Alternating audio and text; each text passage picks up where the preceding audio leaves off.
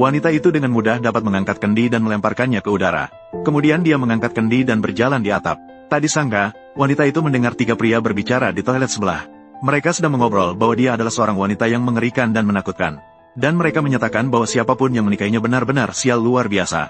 Setelah mendengar itu, wanita itu segera pergi ke pintu toilet. Orang-orang di sana menggunakan pantat untuk buang air. Kalian semua menggunakan mulut, ya? Kenapa? Tidak mau bicara, ya? Apa mulut kalian sudah ditutup dengan kotoran? Kemudian wanita itu menendang pintu toilet dengan satu kaki. Lalu dia menyatakan bahwa dia akan mencuci mulut mereka yang kotor dengan air. Kemudian dia menendang kendi yang baru saja dia angkat. Dengan satu tendangan, dia mengirimnya masuk ke dalam ruangan. Kemudian dia menyiram ketiga orang itu hingga basah kuyup. Setelah itu, wanita itu masuk dan mengejek mereka dengan keras. Kemudian wanita itu bersiap untuk meninggalkan tempat itu dan pulang. Tak disangka, dia bertemu dengan seorang pria tampan di jalan. Dan pria itu juga sangat tertarik pada wanita yang berbeda ini. Dan ketika wanita itu diam-diam kembali ke rumah, dia menemukan ayahnya sedang menunggunya. Dan ayah melihat bahwa keluarganya sudah turun-temurun adalah keluarga intelektual. Tak disangka, putrinya ternyata bukanlah seorang yang berbakat dalam belajar. Seketika itu juga, ia merasa marah dan putus asa hingga tidak sadar. Namun, wanita yang aneh itu dengan acuh tak acuh menyatakan bahwa dia memang bukan putrinya. Mendengar itu, ayah segera bersiap untuk mengambil cambuk dan memukulnya. Tak disangka, saat wanita itu mengira cambuk akan jatuh ke tubuhnya, cambuk itu justru jatuh ke telapak tangan ayah. Wanita itu dengan cepat merampas cambuk dan melemparkannya ke tanah. Lalu, dia mendekat dan menghibur ayah. Kemudian ayah dengan senang hati memberitahunya bahwa dia akan pergi ke ibu kota untuk melapor. Dia meminta wanita itu dan ibunya untuk menyiapkan barang-barang mereka sebelum pergi ke ibu kota. Namun, wanita yang aneh itu menyatakan bahwa dia merasa tidak tenang. Dia ingin pergi ke ibu kota sendirian untuk melindunginya. Tak disangka, ayah menyatakan bahwa dia telah menyewa 2 pengawal untuk melindungi dirinya. Lalu, tanpa menghiraukan permintaan wanita itu, dia kembali ke kamar untuk tidur. Maka, keesokan harinya, wanita itu pergi ke kantor pengawal untuk menemui 2 pengawal yang mengantar ayah. Dia menyatakan bahwa dia ingin bertanding dengan mereka. Jika mereka kalah, mereka harus meminta izin kepada ayah. Kemudian dia akan mengantar ayah ke ibu kota.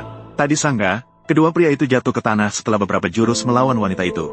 Saat itu, pria di samping melihat dan segera menyatakan bahwa dia juga ingin bertanding dengannya. Kemudian dia mendekati wanita itu dan mengajukan permohonan untuk bertanding. Wanita yang luar biasa itu melihat statusnya yang tinggi dan langsung menolak dia. Tak disangka, pria itu malah bertanya bagaimana dia bisa bertanding dengannya. Saat wanita itu ingin meminta dengan sangat banyak kertas yang ada di tangannya, ayahnya tiba-tiba datang pada saat itu. Hamba, Song He, dan Nona Lian menghadap Yang Mulia Putra Mahkota. Menghadap Yang Mulia Putra Mahkota. Tuan Song tidak perlu khawatir.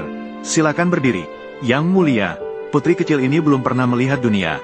Dan dia juga bukan Gunung Taisan. Dia tidak tahu status Anda sehingga mengganggu Anda. Hamba akan kembali dan mengajar dengan tegas. Nona Song cantik, tulus, dan bersemangat. Tentu saja, Bibi tidak akan mempermasalahkan. Segera ucapkan terima kasih kepada Yang Mulia Putra Mahkota. Kembalikan dia, putri kecil.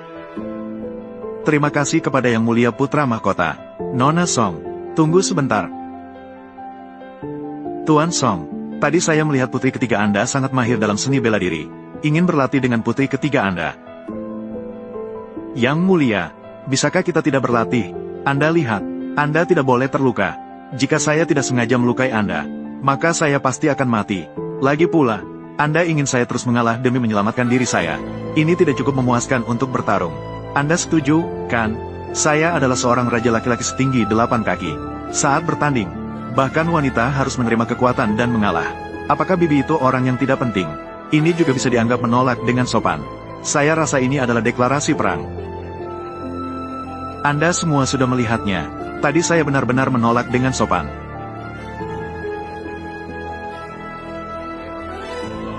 Tunggu sebentar, karena Nona Song memiliki kekhawatiran seperti ini. Maka biarkan orang-orang di sini menjadi saksi. Nanti kita bertanding. Asalkan Nona Song tidak melukai saya dengan serius. Aku tidak akan membuat masalah untuk Nona Song. Ayah, lihat. Yang Mulia Putra Mahkota ingin sekali bertanding dengan saya.